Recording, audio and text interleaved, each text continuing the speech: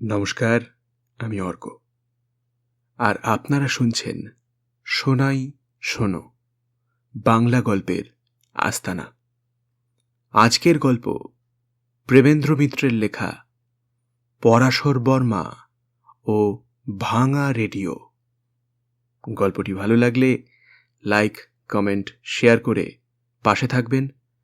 চ্যানেলটি সাবস্ক্রাইব করতে ভুলবেন না। শুরু হচ্ছে আজকের গল্প পরাশর বর্মা ও ভাঙা রেডিও।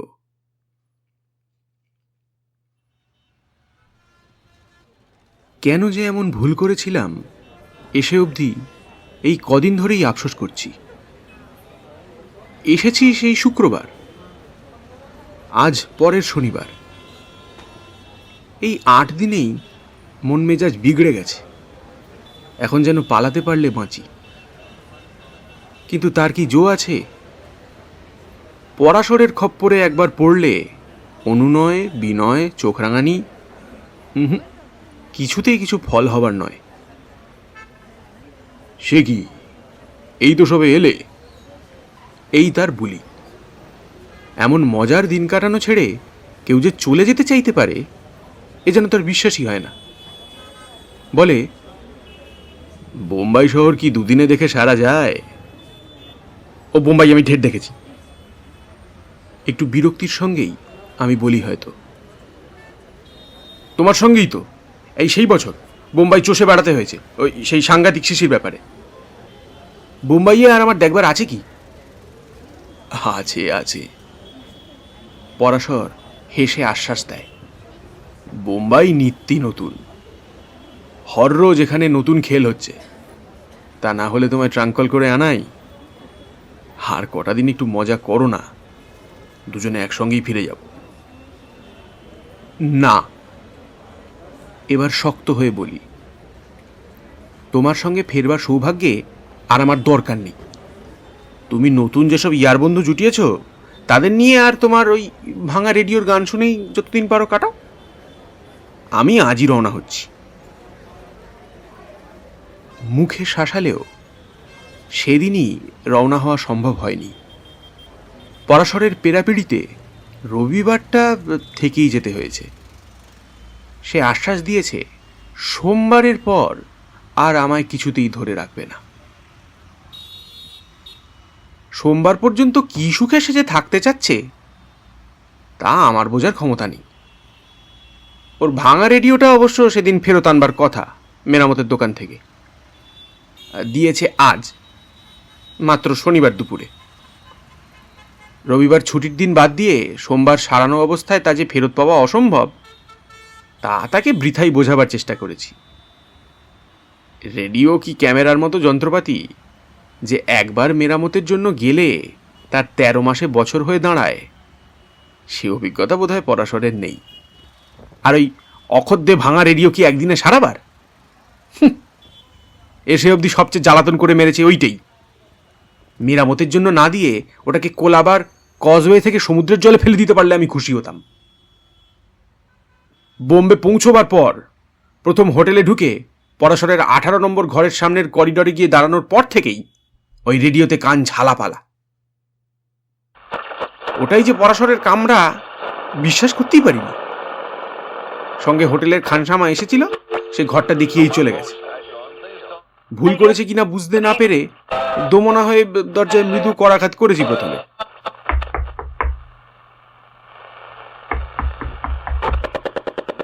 তাতে কোনো ফল হয়নি। না হবারই কথা। দরজা ভেদ করেও যে কর্কশ নিনাদ আসছে তা ছাপিয়ে কিছু শোনা যায়? একটু জোরেই তাই বার কয়েক ঘা দিতে হয়েছে দরজায়।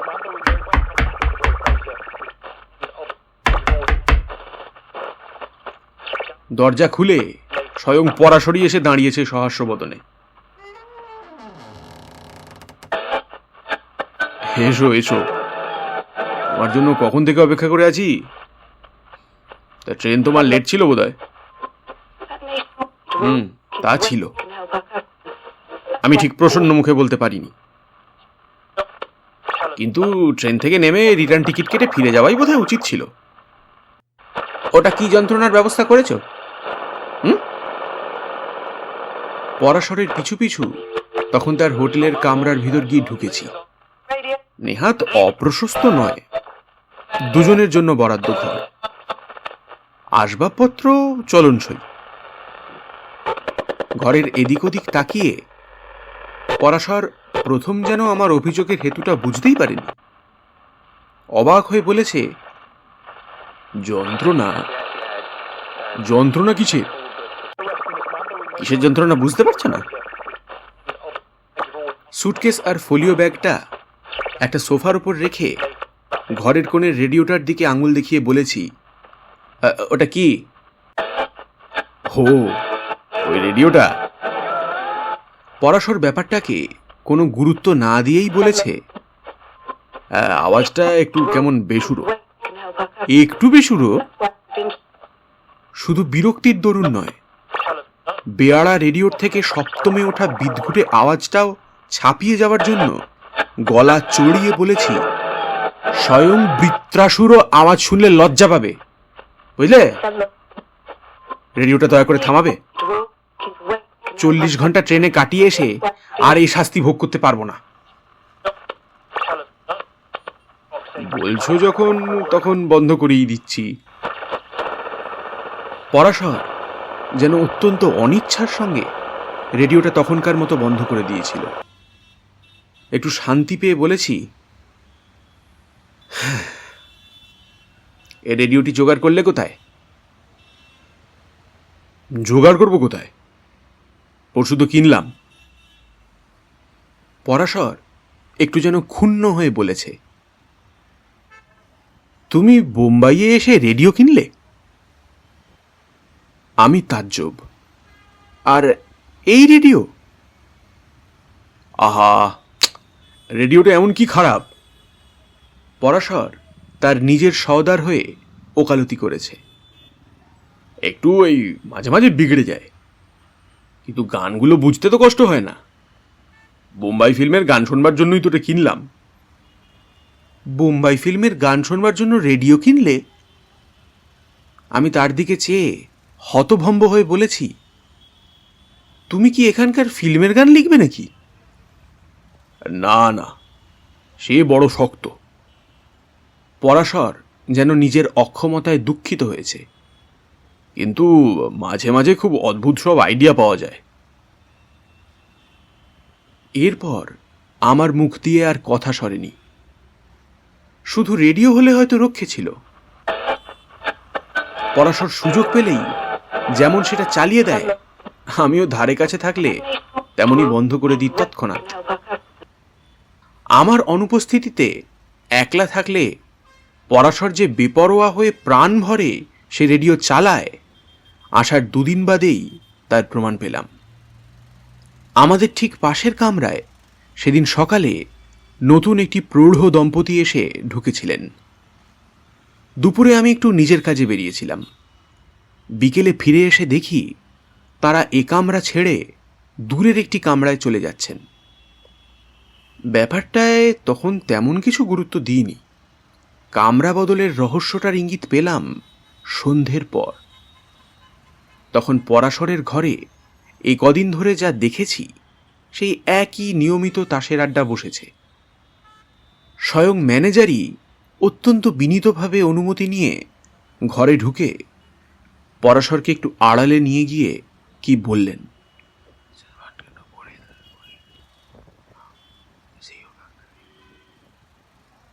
ম্যানেজার চলে যাবার পর পরাশর যেরকম মুখ করে তাসের আসরে ফিরে এলো, তা কারো দৃষ্টি এড়াবার নয়।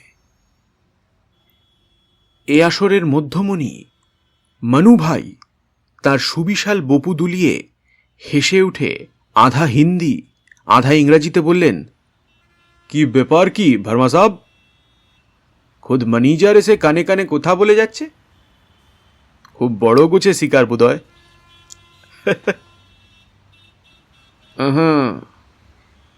শিকার হয়তো বড় গোছেরই ছিল, কিন্তু ফসকেছে।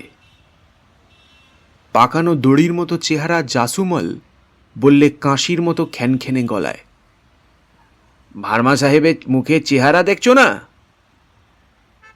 পরাশরই এবার বিরক্তির সঙ্গে ঝাঁঝালো গলায় বললে, না, এই হোটেলে আর থাকবো না। সে কি? আসরের সবচেয়ে গম্ভীর মানুষ ভাবনানি এবার তাসের টেবিল থেকে চোখ তুললেন সবিস্ময়ে। এই হোটেল ছাড়বেন কেন? ছাড়বো না। পরাশর গরম। আমার এই রেডিও নিয়ে নাকি নালিশ উঠছে, কারা নাকি পাশের কামরা বদল করে চলে গেছে আমার রেডিওর জ্বালায়। নিজের ঘরে আমি রেডিও বাজাতে পারবো না? এবার সবাই হেসে উঠল। মানু ভাই বললেন, কিছু যদি না মনে করো তো বলি ভার্মা সাব, আপনার পাশের কামরায় আমিও পারতপক্ষে থাকতে রাজি নই। এক করিডোরে আসতে যেতে দু একবার যা কানে গেছে তাতেই অ্যাসপিরিন দরকার হয়েছে মাথা ধরা সারাতে। আরেকবার হাসির রোল উঠবার পর ভাবনানি বললেন, তা আপনার রেডিওটার কি গলত হয়েছে দেখিয়ে নিলেই তো পারেন।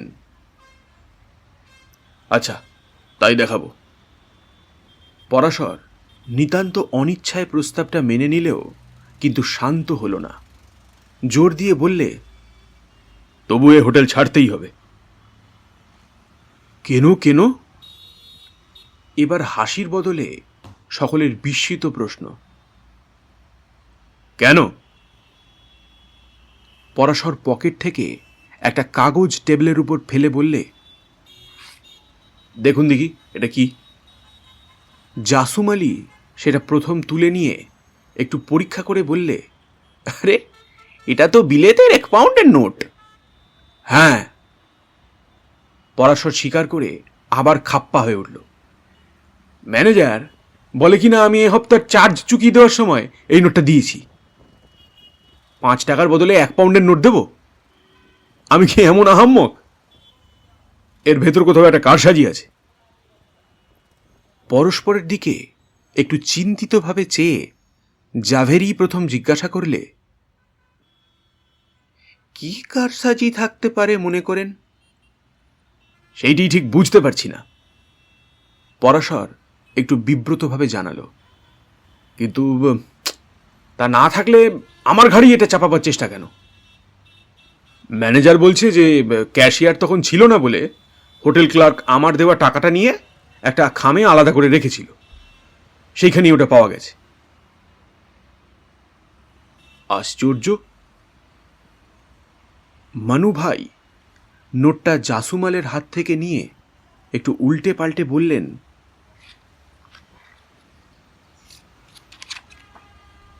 আচ্ছা, আপনার কোনো ভুল হয়নি তো? আপনার কাছে এই ধরনের নোট আছে? আমার কাছে? পরাশর যেন একটু থতমত খেয়ে বললে, আমার কাছে এই ধরনের নোট থাকবে কোথা থেকে?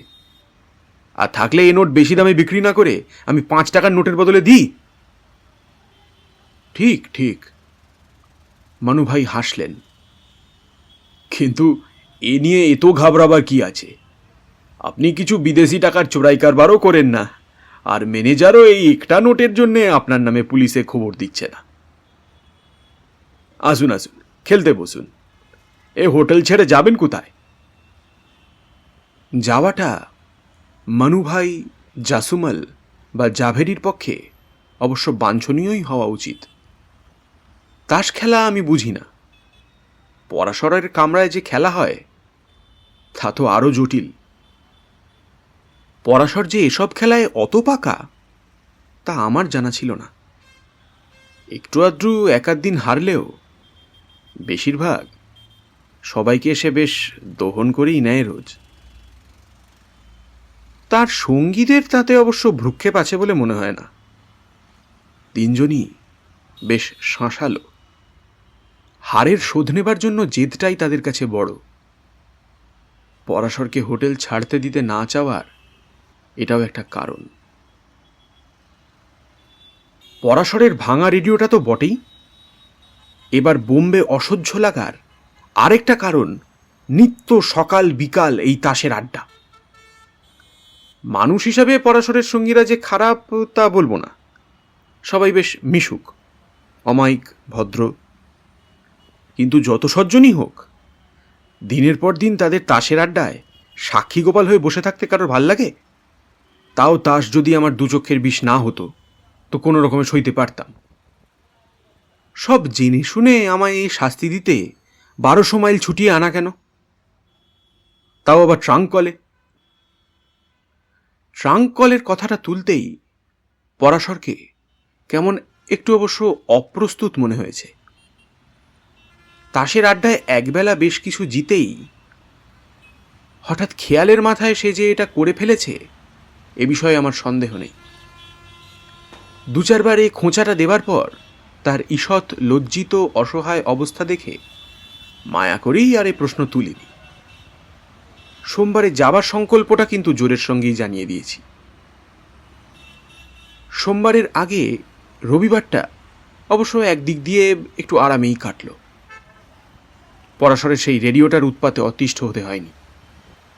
শনিবার দুপুরে বেরিয়ে পরাশর নিজেই সেটা সারাবার জন্য কোথায় দিয়ে এসেছে।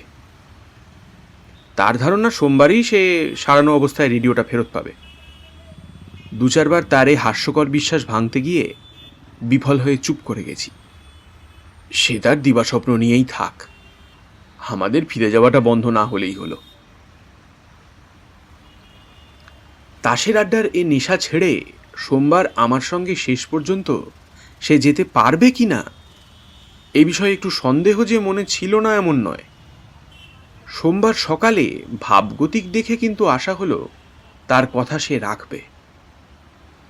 সকালেই তার জানা একটি ট্রাভেল এজেন্সিতে ফোন করে আমাদের দুজনের বার্থের ব্যবস্থা করে ফেলতে শুনলাম। তারপর আমায় নিয়ে দুপুরে খাওয়া দাওয়ার পর একটু কেনাকাটা করতেও বেরোলো। কেনাকাটা সামান্যই, কিন্তু তা সেরে যখন হোটেলে ফিরলাম তখন বেলা প্রায় 5টা, আর 2 ঘন্টা বাদেই ট্রেন। ধীরে সুস্থে এবার তৈরি হওয়া যেতে পারে। হোটেল বয় ট্রেতে করে চা দিয়ে গেছে। চা খেতে খেতে সেই কথাই ভাবছি, এমন সময় পরাশর একেবারে যেন মাথায় হাত দিয়ে বসে পড়ল। এই যা হলো কি? পরাশরের মুখের চেহারা দেখে আমি রীতিমতো উদ্বিগ্ন। আমার রেডিও? পরাশরের প্রায় আর্তনাদ। সেটা দোকান থেকে ফেরত আনতে তো ভুলে গিয়েছি। ভুলে আমিও গিয়েছিলাম, কিন্তু সেটা এমন বুক চাপড়ে আর্তনাদ করবার মতো ব্যাপার বলে ভাবতে পারলাম না। বললাম, ও ভুলে যখন গেছো তখন তো আর উপায় নেই। উপায় নেই মানে? পরাশর অধৈর্যের সঙ্গে বললে, দোকান তো এখনো বন্ধ হয়নি। আরে দোকান বন্ধ হয়নি, কিন্তু সেটা এখন আনতে গেলে ট্রেন আর ধরা যাবে? বিরক্তির সঙ্গে বললাম। খুব যাবে। পরাশর অর্ধভুক্ত চায়ের পেয়ালা ফেলে উঠে দাঁড়ালো। ট্যাক্সিতে যাবো, আসবো। এসো না। যাচ্ছি। রাগ, বিরক্তি, হতাশা সব আমার গলায় তখন মেশানো। কিন্তু দোকানে যদি দেরি হয় তাহলে ওই ট্যাক্সিতেই আমি একলা স্টেশন চলে যাব বলে রাখছি। আমার সুটকেস আমি সঙ্গেই নিচ্ছি। আহা, শুধু তোমারটা কেন, আমার লাগেজও নিয়ে নাও না, তাতে তো আপত্তি করছি না, কিন্তু ও রেডিও তো আর ফেলে যাওয়া যায় না। পরাশর যেন নিরুপায়। ফেলে যাওয়া যায় না, তাই না? এবার ঝংকার দিয়ে বললাম, কিন্তু রেডিও যদি মেরামত না হয়ে থাকে তবু তাই ফেরত নেবে তো? দোকানে তক্কাতক্কি করে সময় নষ্ট করবে না? সময় নষ্ট আর করি? পরাশর আশ্বাস দিলে। সেই রেডিও নিয়ে অমন ঝামেলা তারপর হবে ভাবতেও পারিনি।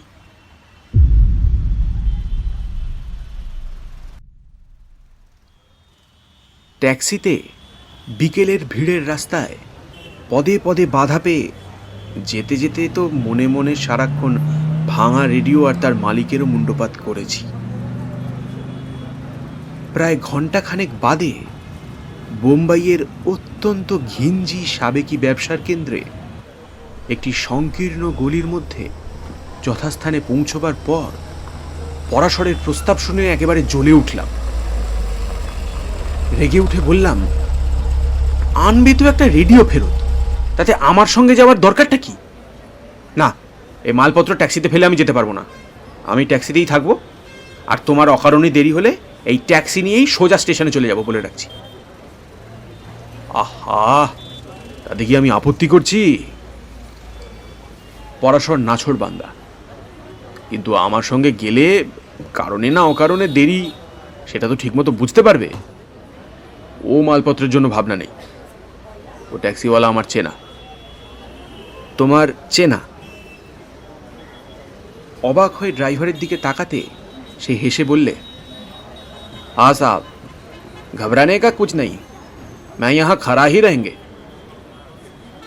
অগত্যা পরাশরের সঙ্গে দোকানের ভেতরেই গেলাম।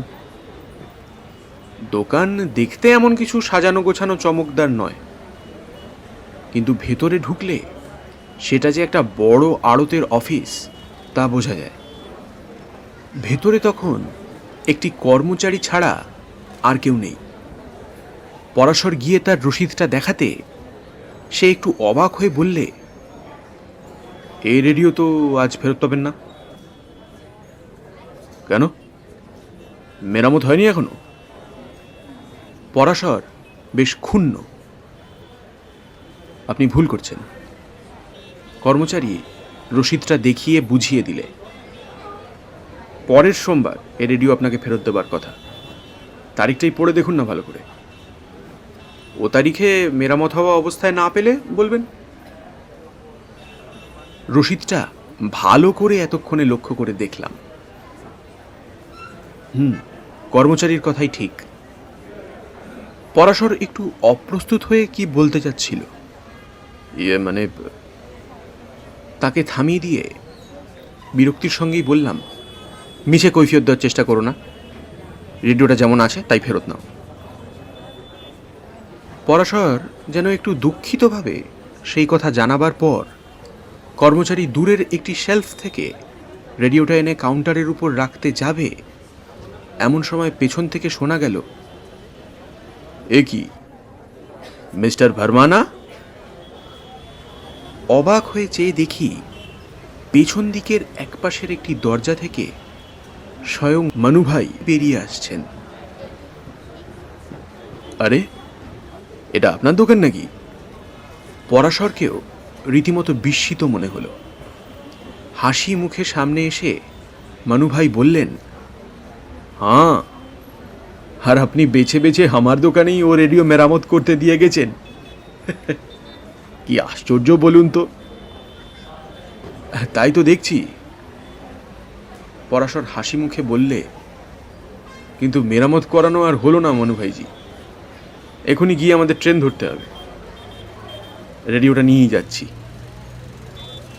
তা কি হয়ে বর্মা সাহেব? মুখের হাসি সত্ত্বেও মনুভাই কেমন একটু অন্য রকম গলায় বললেন, আমার দোকানে সারাতে দিয়েছেন, ও রেডিও এমনি আপনাকে ফেরত দিতে পারি? আসুন আসুন, আমার ঘরে আসুন। এত কষ্ট করে খুঁজে পেতে এসেছেন, একটু বসে যান। কি, কিন্তু ট্রেন ছাড়তে আর মাত্র 45 মিনিট বাকি। এবার আমি উদ্বিগ্নভাবে না বলে পারলাম না। মাত্র 45 মিনিট বাকি? কি বলছেন? ও ট্রেন এখন ছাড়ে কিনা তাই দেখুন। আসুন আমার ঘরে। এ সময়ে মনুভাইয়ের এরকম ঠাট্টার সুরটা আমার ভালো লাগলো না। বললাম, তাহলে তুমি যাও পরাশর, আমি স্টেশনে চললাম।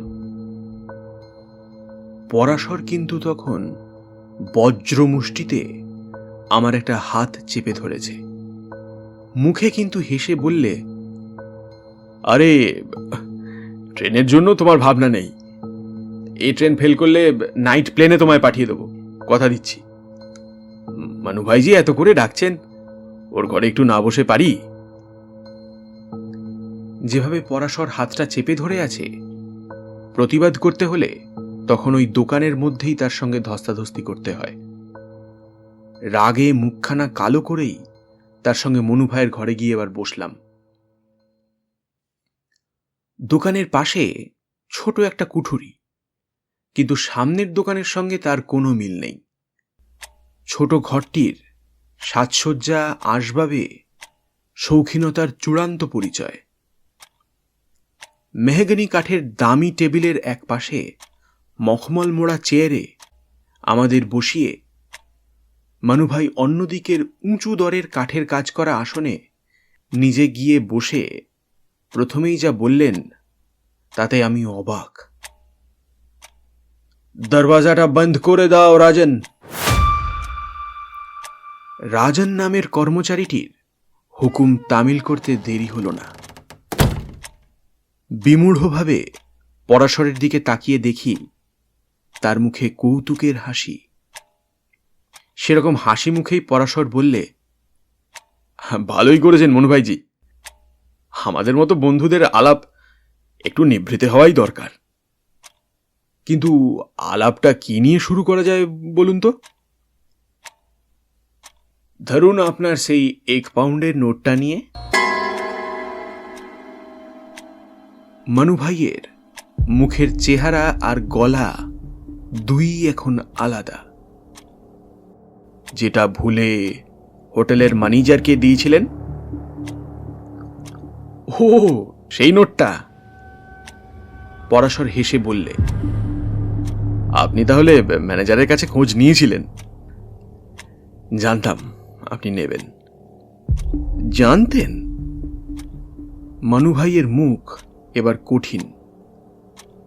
জেনে শুনেই মিথ্যে কথাটা আমাদের বলেছিলেন। হ্যাঁ, তাই তো বলেছিলাম। পরাশর অম্লান বদনে জানালো, সত্যি সত্যি ও নোট তো ম্যানেজারকে আমি দিইনি। এরকম মিথ্যে বলার উদ্দেশ্য? মানুভাইয়ের গলা তীক্ষ্ণ। উদ্দেশ্য তো জলের মতো পরিষ্কার।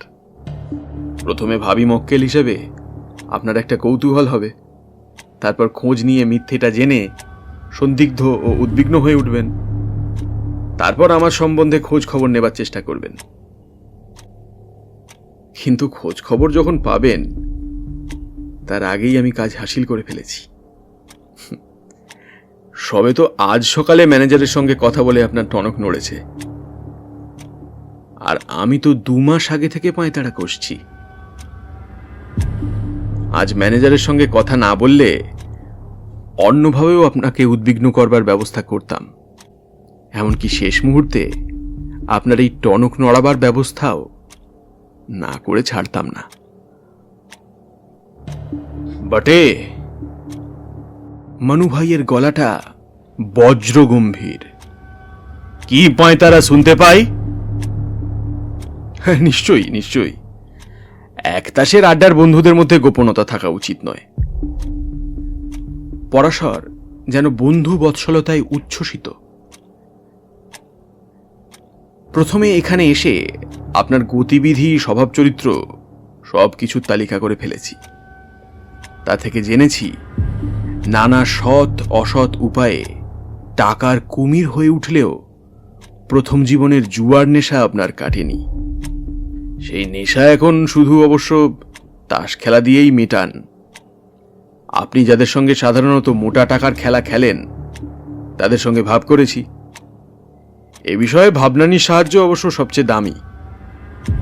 আজ 1 বছর ধরে আপনাদের মতোই সুড়ঙ্গ ব্যবসায় উস্তাদ বলে নিজের পরিচয় কায়েমি করে সে কেন্দ্রীয় পুলিশের হয়ে আপনার উপর নজর রাখছে। শুধু হাতে হাতে প্রমাণের অভাবেই আপনার হাতে হাত কড়াটা পরাতে পারেনি। সেই প্রমাণ অকাট্যভাবে পাওয়ার জন্য ভাবনানির সাহায্যে আমার হোটেলের ঘরে জমাট তাসের আড্ডা বসিয়েছি। বন্ধুবান্ধবের কথায় আর ভাবনানির অনুমোদনে আপনি সেখানে এসে জমে গেছেন প্রায় নিত্য হেরে যাওয়ার দরুন। আপনার জেদ বাড়াতে আর আমার ভূমিকাটা বিশ্বাসযোগ্য করাবার জন্য আমি নিজে বেশিরভাগ খেলায় জেতবার ব্যবস্থা করেছি। আমি জেতার বদলে বেশি হারলে হয়তো আপনার সন্দেহ হতে পারত, জেদও এত বাড়ত না। কিন্তু এত পায়তারা যার জন্য কষা, আমায় হাতকড়া পরাবার মতো সেই অকাট্য প্রমাণ ওই তাস খেলাতেই পেলেন নাকি?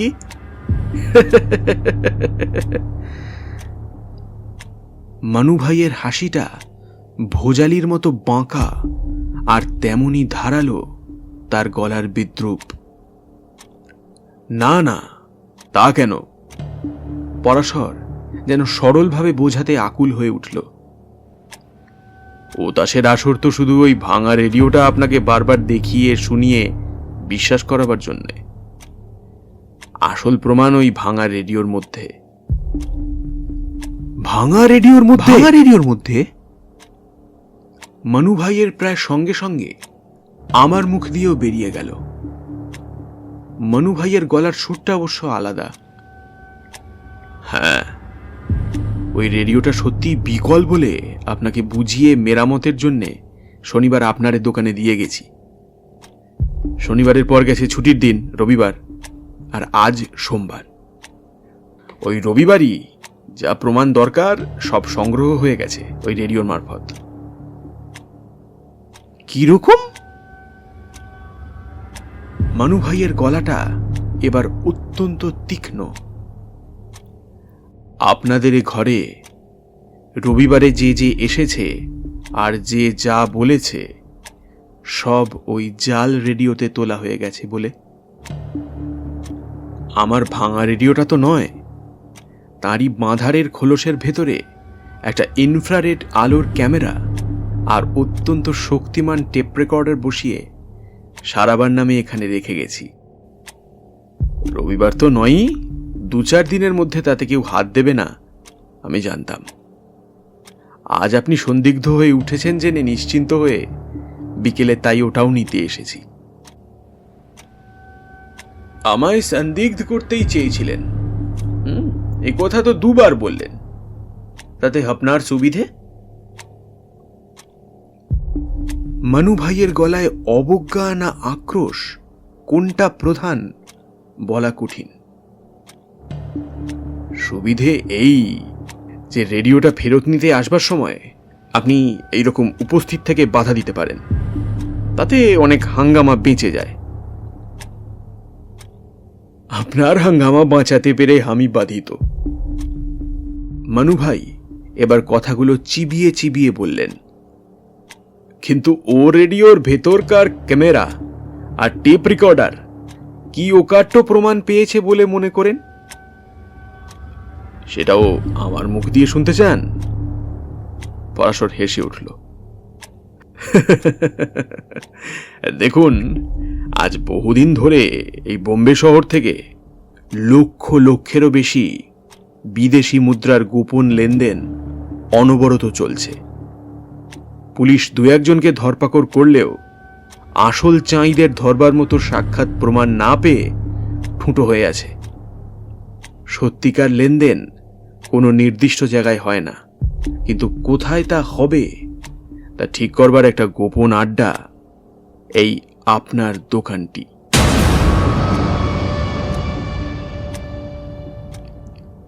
রবিবার কোনো একটা সময় যখন যে মক্কেল আসে তার সঙ্গে আপনি দেখা করেন।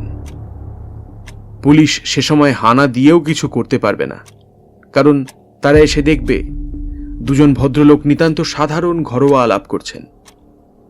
সেই জন্যে আপনারা যখন নিশ্চিন্ত মনে গোপন আলাপ করেন তখনকার কথাবার্তা আর ছবি তোলার দরকার ছিল। ওই ভাঙা রেডিও তাই করেছে। ভালো ভালো, গুড। নিজের দিকে ড্রয়ার থেকে একটা পিস্তল বার করে আমাদের দিকে উঁচিয়ে এতক্ষণে মানু ভাই যেন নেকড়ের হাসি হাসলেন।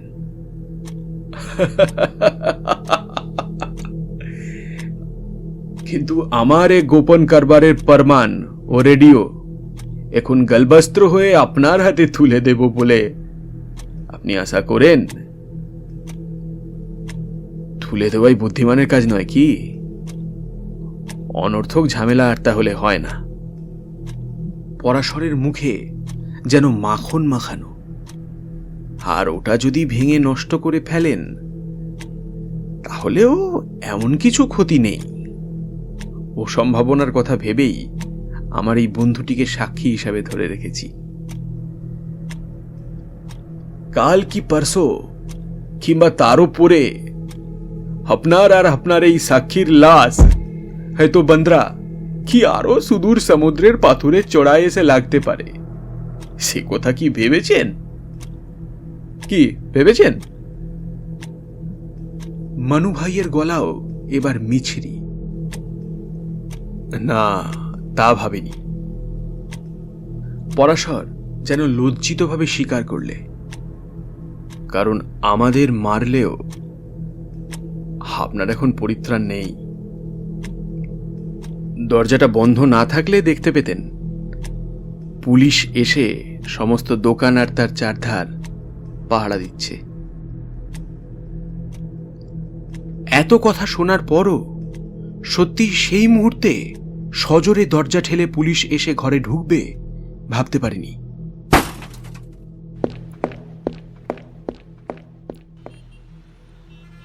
মানু ভাই অবশ্য শেষ পর্যন্ত বুদ্ধির পরিচয় দিয়ে বিনা ঝঞ্ঝাটেই ধরা দিলেন।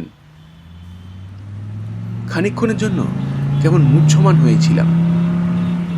মানু ভাইকে পুলিশ ভ্যানে নিয়ে যাওয়ার পর ট্যাক্সিতে উঠে হঠাৎ চমকে গিয়ে হাত ঘড়ির দিকে তাকিয়ে আর্তনাদ করে উঠলাম, এ কি, এখন যে 8টা বাজে! তা তো বাজবেই, নির্বিকারভাবে বললে পরাশর। ট্রেন অনেকক্ষণ ছেড়ে গেছে, তবে তোমার ভাবনা নেই। ট্রেনের রিজার্ভেশন ক্যান্সেল করে নাইট প্লেনেই 2টো সিটের ব্যবস্থা করে রেখেছি। এখন ওই রেডিওটাকে কাকে দান করে যাব তাই ভাবছি। ভাঙা রেডিওটা সে যে ইতিমধ্যে দোকান থেকে এনে মোটরে তুলেছে তা খেয়াল করিনি। অবাক হয়ে বললাম, সে কি, দান করবে কি? ওর মধ্যে অত বড় প্রমাণ, পুলিশে জমা দিতে হবে না? জমা দেব? এই ভাঙা রেডিও? ভাঙা রেডিও মানে? ওর ভেতরকার ইনফ্রারেড আলোর ক্যামেরা, টেপ রেকর্ডার। একটা রেডিওর ভেতর কত কাণ্ড সম্ভব বলে তো জানি না। পরাশর হাসল। অন্তত এদেশে ওরকম যন্ত্র এখনো কেউ দেখেনি। মানু ভাইকে ভয় পাইয়ে নিজ মূর্তি ধরাবার জন্যই ওই ভাঁওতা দিয়েছিলাম। ওই ভাঁওতার আসল যা কাজ তা হয়ে গেছে। অকাট্য প্রমাণ আছে বিশ্বাস করে মানু ভাই নিজেই এখন সব কবুল করবে। আচ্ছা, একটু ব্যাকুলভাবে জিজ্ঞাসা করলাম, সত্যিই মানু ভাইয়ের কথার সাক্ষী হবার জন্যই কি আমাকে কলকাতা থেকে ট্রাঙ্কল করে আনিয়েছিলে? না না, তা কেন? পরাশর হেসে বললে, তোমায় আনিয়েছি শুধু ভাঙা রেডিওতে জ্বালাতন হবার জন্য। নিজের লোকও তিতিবিরক্ত না হলে ওরা বিশ্বাস করবে কেন? শুধু তিতিবিরক্ত হবার জন্যে? মুখ চোখ লাল করে আমি পরাশরের দিকে তাকালাম। পরাশরের কোনো ভ্রুক্ষেপই নেই। তাচ্ছিল্য ভরে সে বললে, ভালো মানুষ গোছের কাকেও যন্ত্রণা দেওয়া যায় ভাবতে গিয়ে তোমার নামটাই মনে পড়ল। আমি গুম হয়ে গেলাম।